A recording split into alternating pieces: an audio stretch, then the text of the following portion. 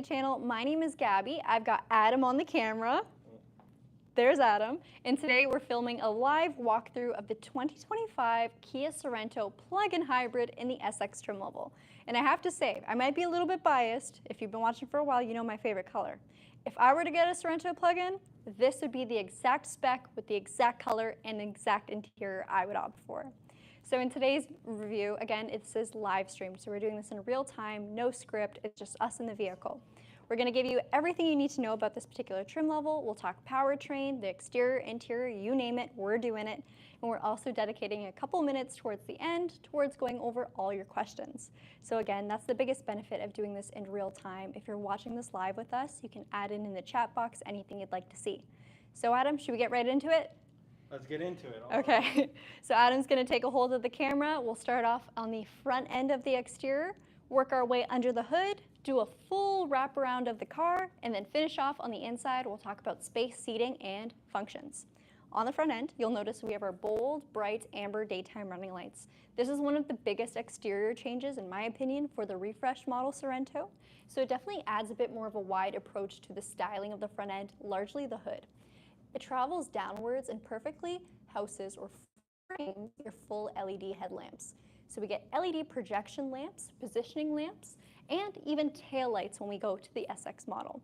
If you opt for the EX below, you will not get LED tail lights, but you still get LEDs on the front end. A couple other touches, and I will get into pricing, do not worry you guys. We do get a full 360-degree camera and forward-facing parking sensors. So when you're parking this vehicle, if it senses a car or a wall, any sort of obstacle ahead of you, it'll automatically show you the camera ahead of you, so you can see exactly how much space you have. You also have some gloss black styling elements that expand all the way across your front bumper and match perfectly with the grille itself. Now, a couple of these touches are exclusive to the SX model, so if you are style forward, I would definitely suggest moving on up to this trim. The price point is going to be $60,265 Canadian. That is the base MSRP. There are no longer any incentives for plug-in hybrids here in Canada at this point. We used to have a $5,000 rebate though. If you got one of those when we had $5,000, you were one of the lucky ones. Oh, it's okay, press this button. This one, yep, one more time. Sorry you guys, technical difficulty Friday. I don't know what's going on.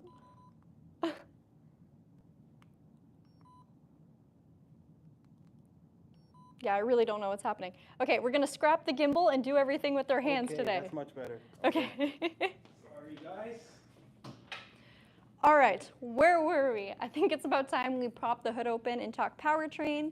Now, our plug-in hybrids utilize two different power plants. Number one is a 1.6-liter turbocharged gasoline direct injection engine. Now, a benefit of having simply GDI for the fuel delivery on this power plant is because it's a plug-in hybrid, we have an electric motor and a battery. That means a lot of the low load situations, things like accelerating from a standstill or driving slowly, are done purely in EV mode. That minimizes the use or overall value of having multi-point injection, MPI, if you will. So here is our power plant. In terms of output, we have 261 horsepower and 258 pound-feet of torque. Your transmission is a 6-speed automatic transmission, and you have paddle shifters within the vehicle, just mounted right on your steering wheel, to upshift and downshift the car if you want to cycle between those 6 gears. However, new for this refresh, they're also multi-purpose. The second thing you can do with your paddles is change the level of regenerative braking. If you're unfamiliar with regen braking, it essentially is the force of which your vehicle slows down when you let off the accelerator. So even if I'm not pressing on the brake pedal, my car is still braking, it's slowing down. And it's doing that by using its electric motor. Instead of propelling the vehicle forward, when I let off the accelerator, it's going to spin in reverse and draw some energy back that would otherwise be wasted towards powering your battery or refueling your battery. So it's a very, very smart car, and the fact that you can now customize the level of regen makes it far more driver friendly. Any questions about the power plant, let me know in the comments down below, and I'll make sure to answer them before we end off today's video. Next up, I want to talk about the wheels. So the wheels are not exclusive to this trim level, they're exclusive to the hybrid. So it is a 19-inch alloy with a very sharp design. It's a machine finished with gloss black spokes. Got our Kia emblem in the very center, and it's completely encased. So just an overall cleaner look, meant for more aerodynamic and efficiency. For your tire, we got a Continental tire all season, and all of our Sorentos here in Canada are standard with all-wheel drive. Kia uses an all-wheel drive system that has a front-wheel drive bias, so if it's a regular sunny day and the pavement is dry, your vehicle is primarily front-wheel drive. It's good for efficiency. However, if it's a rainy road, snowy road, muddy road, the car will automatically redistribute its torque to give you the traction you need based off the conditions around you. You also have drive mode select, so you can put the vehicle in eco mode, sport mode, or its smart mode, and that actually does make some changes to not only the steering input, but also the throttle response, as well as your gear shifts. For your drive or terrain modes, we get snow, mud, and sand as well. Each of those will redistribute your torque to preset amounts, so snow mode will be 80-20 split, 80 to the front, 20 to the rear. However, it can drop down to a 50-50 split if you're traveling slowly or in really harsh conditions. Mud mode and sand mode are 50-50 all the way and allow some more wheel spin to get you out of those sticky situations. All right, so for our brakes, we get very large brakes up at the front. They're ventilated discs, and we also have ventilated disc brakes in the rear. Alrighty, a couple other safety functions I want to point out. I mentioned the forward-facing parking sensors and LEDs. Some people will say LEDs are nice to have touch, but I will say arguably they're really good for safety too. Very precise beam of light, very sharp, and they last a whole lot longer than your traditional halogen bulbs. On the topic of active safety though, in the very center of our windscreen, we have a forward-facing camera. That camera will monitor what's happening to the vehicles ahead of you, and when you have your smart cruise control on and your lane assist on, it'll make sure not only is your vehicle centered in its lane, but it's also going to steer to keep you in your lane. It's not just going to ping pong you when you start to veer to the left or the right. It's not annoying. It's active, or I guess proactive. For your smart cruise control, we have the ability to cycle between 4 different following distances, each of which feel safe, and you can customize how quickly your vehicle is to react or accelerate. We do have highway drive assist 2 as well, and that will do automated lane changes when you have it active. So a smart or adaptive style cruise control that takes it a few steps further by doing its own lane changes, making sure you're always at a safe distance, that you're centered, and it knows the speed limit of the road that you're on. Mirrors are next. So for your mirrors, they are body color. We have a turn signal indicator, and there is a slight bit of black along the lower portion, just to give a nice dark contrast touch. Along the bottom of the mirror, we have a blind spot view camera. That'll show you exactly what's happening in your blind spot anytime you go to indicate a lane change or a turn. There's also blind spot detection, so that can be seen on the actual mirrored portion, and that icon will illuminate anytime there's a vehicle in your left or right blind spot. A lot on just one small section of the car. Now for your door handles, they may not look too special, but they are. We have proximity entry, and instead of the old-fashioned button style, it's all done based off touch. So as long as the key's on me, I'll put my hand on either the driver or passenger front handle. I was about to say windshield, that's not what I was looking for. And it'll unlock for me, and then once I'm done driving, I'll press down there to lock it again. I also have Digital Key 2 available on the SX model only. That allows you to unlock the car, start it, drive it, and even share access with your friends, all from your mobile device. So if you'd like to drop your keys, not use them ever, you can totally do that as long as you have a phone with you, a charged phone with you. And then for our roof rails, we have our sleek style satin chrome rails. All of the exterior accents will either be piano black, like we see on our pillars here, or the beautiful satin chrome. Satin chrome is by far one of my favorite elements that Kia has incorporated in their cars. We used to have a dark chrome in the past, which looked good, except for when you actually purchased the car and incorporate it into your life. It showed fingerprints, scratches, everything.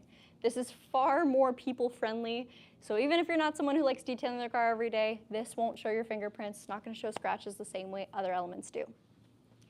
Now, before we get to the rear, let's talk about plugging in your car. So on the right hand or passenger side, we have our charge door.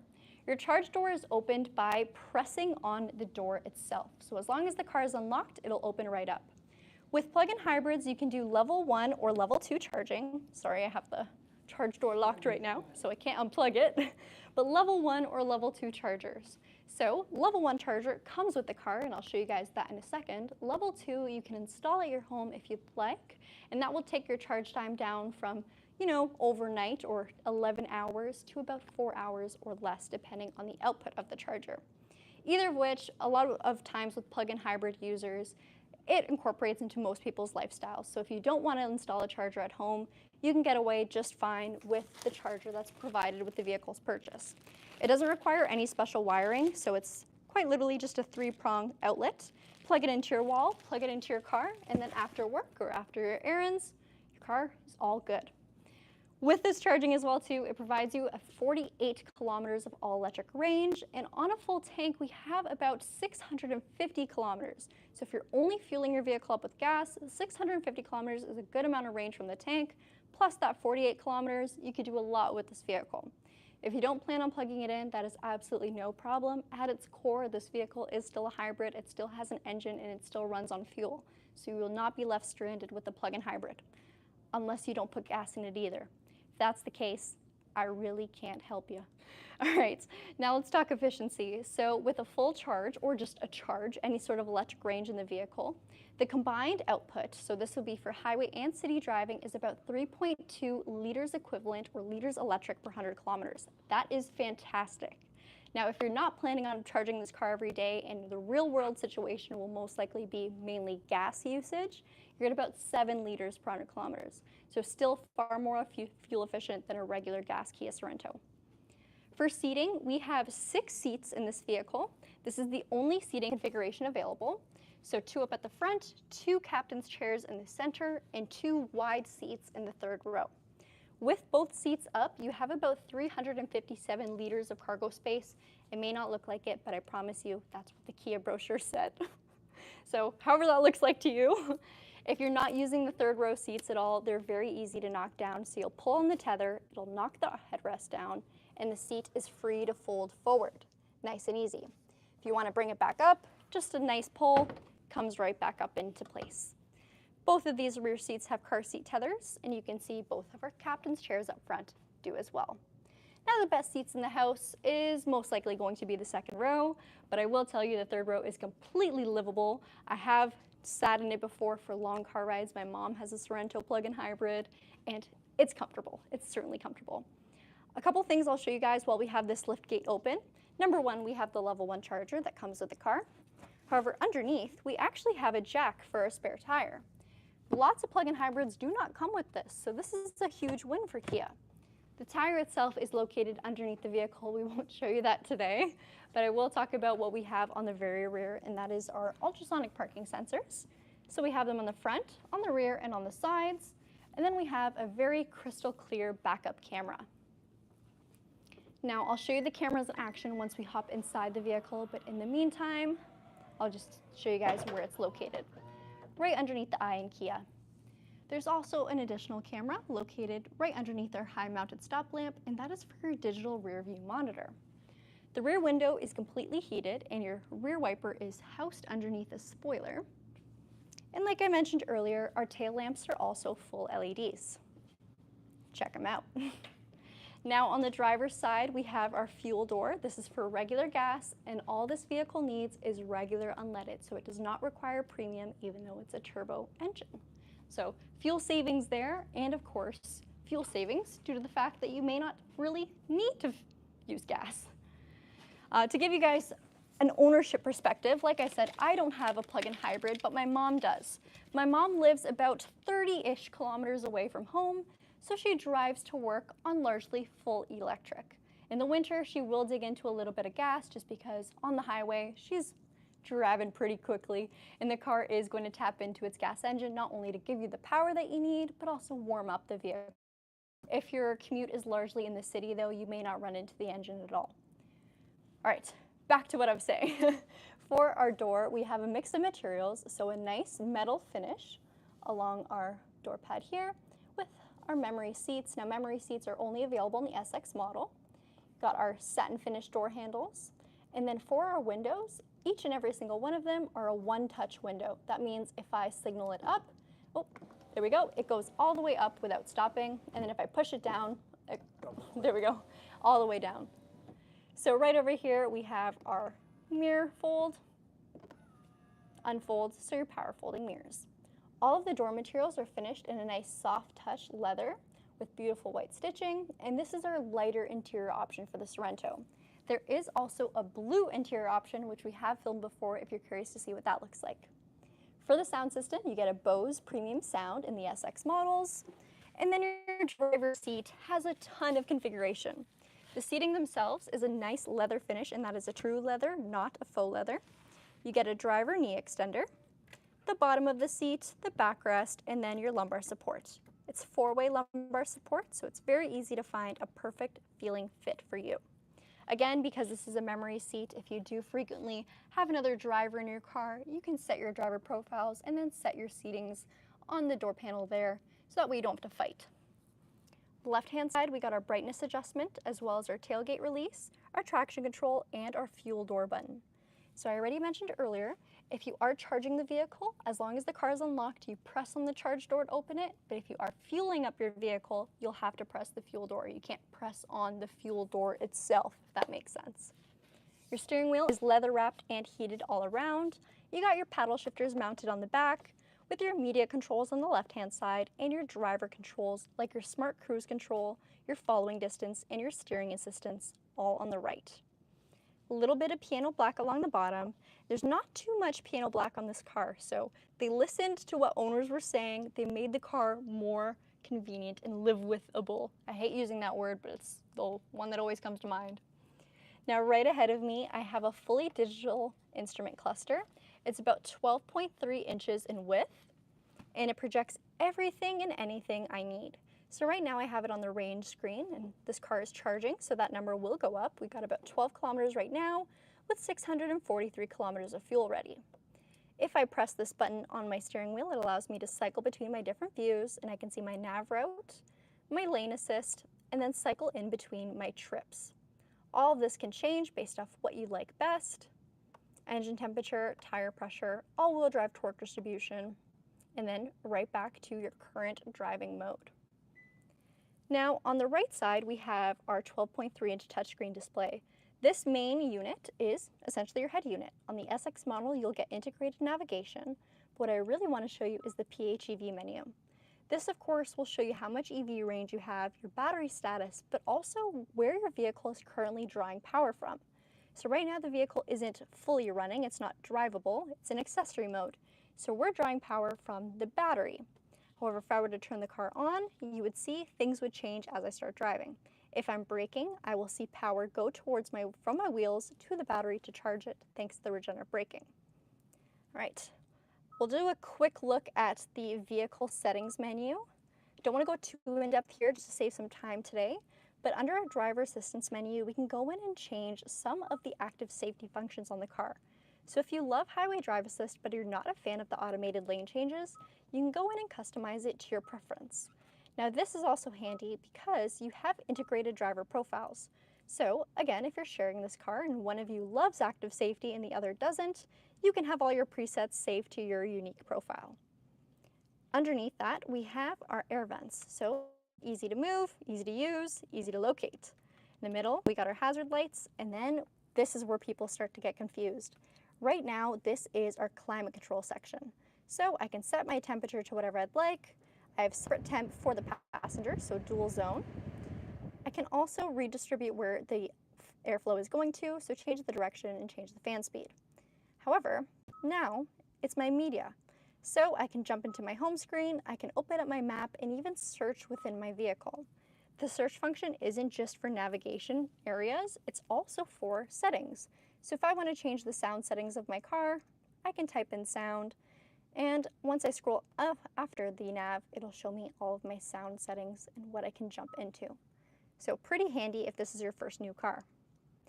Below that, we got our heated and ventilated seats. The SX model will feature ventilated seats up at the front as an add-on from the trim level below, as well as heated seats in the rear. There's a wireless phone charger, multiple USB-Cs, and then we got our gear shift. This is a shift-by-wire gear shift, and it's also finished with a beautiful, I don't want to say crystal, it's not real crystal, but unique design within the dial. Cup holders are nice and wide, and then we have our drive and terrain mode select. To change it, you simply twist. You can go between Eco, Sport, and Smart. Then if you'd like to do terrain mode, you'll press on the button, and now you can cycle what mode you'd like.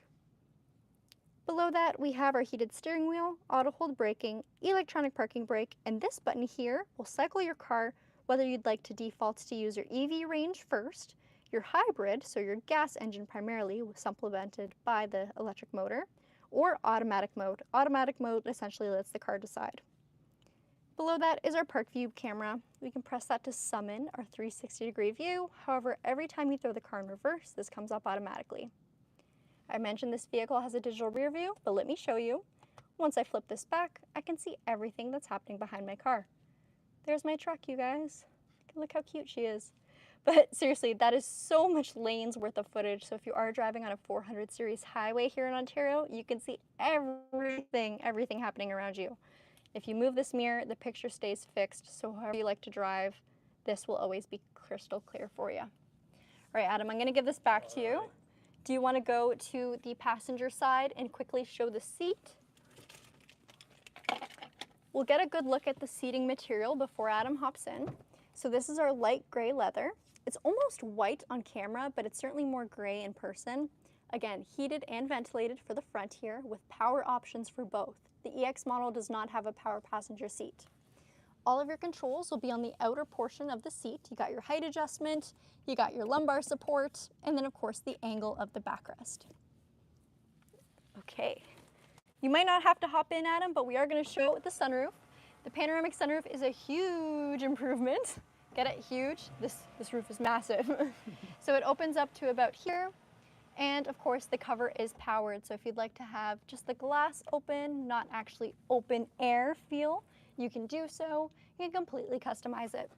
If you'd ever like the glass to stop at a certain point, all you have to do is push on it and then press again, then it stops. So another quick demonstration. And it stops. It's nice and easy. All right, last thing we'll talk about is the headliner. So we do have a deluxe headliner on the SX model. Very soft to touch. I know you guys can't touch it right now, but take my word for it. And gives the interior almost a dark but soft feel. It's a very comfy cabin. Now let's hop in the second row and we'll take a look at the space.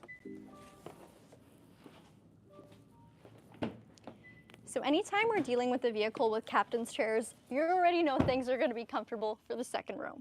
But they're also good for the third row too. We'll talk about them next. Window sticker, I'm just going to move that. All right, now for the seats. Both of these seats are on their individual rail, so they can move freely.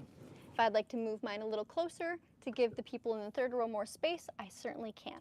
I'm going to leave it all the way back though, so that way when I do hop in the third row, you guys see the worst case scenario. These seats have armrests that you can lock into different places, so that way if you are reclining the seat to relax, your armrest is still at a good height. They'll also both be heated with 3 different levels of heat per seat. The heated seat button is actually located on the driver door or on the door panel, and then we have our window control. Your cup holders are also on the door panel, and then we have a bottle holder on the bottom. Sound system is Bose all around, so we do get that premium audio experience no matter where you're sitting. And also integrated into the doors is a sunshade. So this is built into the car. You don't have to buy any aftermarket accessories. Seamlessly clips on, and it also just looks good and covers the entire window.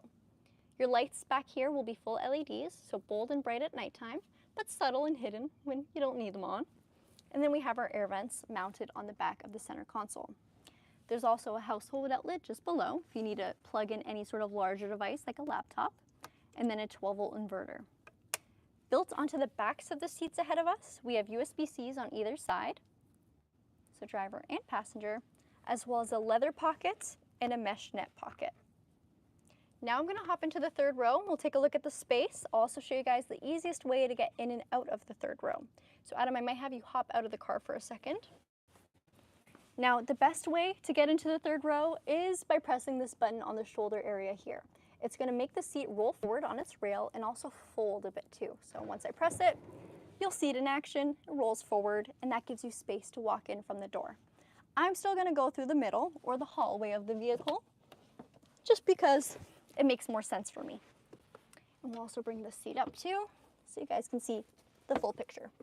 There we go. All right, so both seats are up. Again, a huge win of this third row is the fact that they only put 2 seats back here. They didn't try to squeeze in a third one because that would be extremely cramped. I've got a lot of seat around me on either side. I can sit upright, and I have about that much headroom, so almost a full hand, and I have a long hand, long fingers. Check them out. For amenities back here, I'm gonna grab the camera from Adam again and show you what we're looking at. And pardon me, you guys, this is going to be a little bit shaky because we have no gimbal today. So we got our second row power fold button. If I would like to, this is largely if you're just loading things into your car, I can press on the right and it'll knock down, oh, wrong side. It'll knock down the left seat if I press the left. They go completely flat. Now for room. So my feet are underneath the seat ahead of me, and keep in mind, I moved the seat all the way back. However, when the seat was upwards, my knees were not touching, so I was still not in contact with the seat ahead of me. I've got USB-Cs on either side with a cup holder and a little storage pocket for anything else you might need. And then we've got our speakers in the back as well. The window shape and size, I mean, it's an odd shape for sure, but I still have visibility outside of the vehicle. I still have a little bit of light coming in, so it's not too dark or cramped back here. Pardon me while I give the camera back to Adam, you guys. All right, so I think that sums up our exterior walkthrough. Curious to see if you guys have any questions, so we'll hop out of the vehicle, take a quick look at what came in through the live stream, and answer them for you. Let me get out. Now to get out, you have a good amount of space again with the seat folded forward, so I can get out with ease. All right, let's check it out. I'm pretty sure I gave the horsepower and torque specs. It's 261 horsepower with 258 pound-feet of torque. 7 liters per 100 kilometers combined if you are using simply fuel with the supplementation of the occasional EV. The gimbal's working fine now, so that's odd. I'm just gonna put the camera back on while we answer our questions. I have no idea what happened today, you guys, but it looks like it's fine now. Yeah, I think if we just don't move, everything will be okay. All right, question time. Mazerborn said black headliner. I approve though. Love a black headliner. I think it's fantastic. I've always liked a very dark cabin in my vehicle. I know some people may not like that, and that's where I think the option of the light gray interior really breaks that up. Gives you the contrast, right? You get a little bit of darkness, but a lot of brightness too. Given the significant weight of the battery pack, how does the vehicle's handling and acceleration improve to the standard Sorento in the Sorento Hybrid? Let me tell you. So again, I just did a road trip to Maine, so a long, long drive in a Sorento plug-in hybrid. Again, it's not exactly a light vehicle, but you don't really feel the weight. Any vehicle that has an electric motor or some sort of electric supplementation, it's torquey. So this car is fairly quick off the line.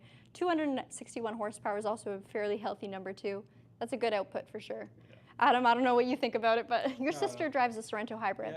Yeah, we, not the hybrid electric vehicle, but we do drive the normal hybrid, no plug-in. Yep. Okay, yeah. I really like the car, actually. I really do like this car, and I think it's deceptively premium. Mm-hmm. Like, I mean, I'm sure you guys are fans, so you guys know, but I didn't, that Kia can be so luxury looking, because when I hear Kia, I think more like, you know, default budget and affordable, but it's not just affordable, but premium as well. Yeah, exactly. That was the old Kia. I went through like a glow up, right? Like I do really like the Sorento specifically, and all the newer models I think are really cool.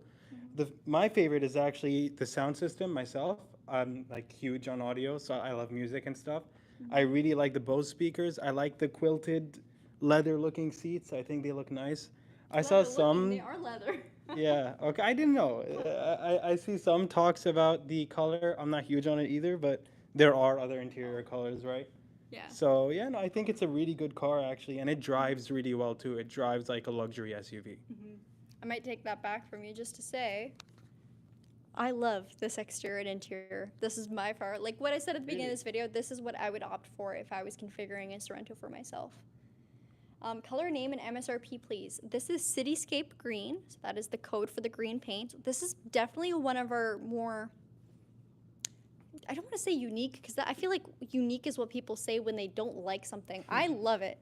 So it's not, I don't want to say it's a flat color, but it's not metallic. It's not metallic-y. So it's a unique color. On camera, it's looking like there's a little bit of blue in it, but I don't pick that much in person.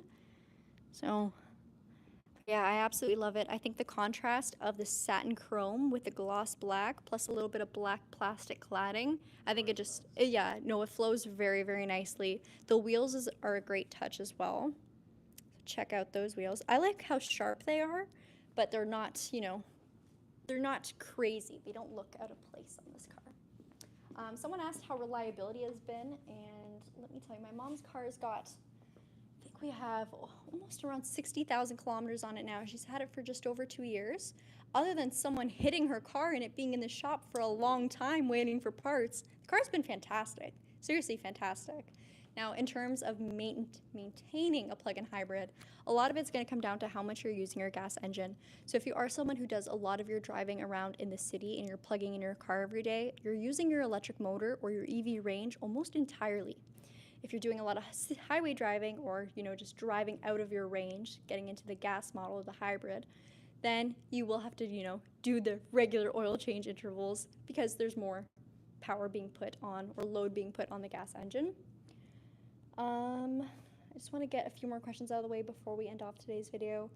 Oh my gosh, what happened in the car accident? So it was actually my brother driving, and they were in a roundabout, and a trailer hit them for a landscaping company, and they just kept driving off, like they hit and ran. And it wasn't my brother's fault in this. Let me just say that. Anyway, things got it handled, insurance had it covered, but yeah, she was out of her car for a long time. She was put in a Ford Edge with the V6. She was getting gas twice a week, and it was expansive. On her plug-in hybrid Sorento, she gets gas about twice a month. Is the hybrid Sorento without a turbo engine? No, so they all have the 1.6 liter turbo, whether you get gas or whether you get the hybrid or the plug-in hybrid. Financing question. Are rates like 8.9% on a used vehicle, for example, likely to be the way of things for the foreseeable future? Most likely. Unfortunately, yes, most likely. We are seeing some better rates on our new vehicles now, though. So the Kia Niro, for example, as a full electric, has a 0% finance rate right now, and that is a big deal. So things are getting better, but for used cars, it's still quite high. All right, I will end off today's video today. Again, thank you guys so much for watching. If you have any specific questions, let us know in the comments down below. We will see you next time. Bye-bye.